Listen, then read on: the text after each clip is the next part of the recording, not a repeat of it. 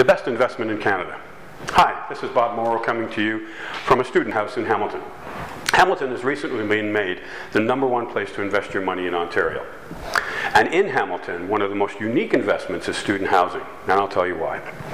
There is no such thing as student housing. If you ask your lawyer, or you ask your bank, or any number of other investment counselors, they're going to tell you that there's no such thing. What they're saying is that what you're buying is a single-family home, just like your own home. But what you're doing is you're renting individual rooms to kids who are going to the schools. This particular house here is about a 10-minute walk from McMaster University. And there are 6 kids moving in September, and they're all friends, and they're all going to live here and have the full use of the entire house. They have a kitchen, they have bathrooms, 2 bathrooms actually, they have 2 common areas where they can put TVs and couches and things like that, and they have the full run and full use of this house for the rental fee per month. Now they're signing a lease for 1 year, which means at the end of that year you can increase the rent if you think it so needs to be. You can make any changes to the house because the kids are gone and you're starting all over again. Obviously it's nice if those kids stay for 4 years, but usually they go home for the summer anyway. But you're still getting paid for those 2 months, and quite a lot of the investment guys will come in, and that's when they fix things during the summer months. Kids pay on average anywhere from $350 to $450 for a room. They usually pay the utilities, which means you're not really paying anything except the taxes and the mortgage and any repairs that need to be done.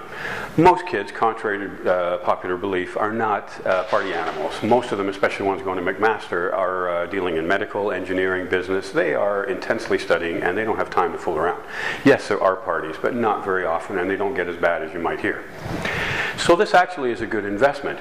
And right now, you need to understand that even though the cities and the province may say there's no such thing as student housing, they exist. There are 2,200 students right now in McMaster where do they live? They live in places like this because the residences, you can only live there for the first year. After that, you have to find your own place. And there are no huge high-rises that are available for students in Hamilton. They have to live in homes like this. Investors know that, and many of my clients have several of these homes and are making a good living off them. The key is that when you're looking at single-family housing, you have to know what the bylaws are. And there are some bylaws. The city is trying to keep these homes safe. They are trying to make sure that the kids aren't living in a fire hazard. In years gone by, they might have had some issues with some investors who were living far away and not paying any attention to the home, and the homes were falling apart, and kids were getting hurt. That's not so much anymore because this is such a great investment, and it's attracting a lot of good investors, and it's slowly weeding out those type of people. The city knows this too and wants to work with those people who really want to supply a good place for the kids to live.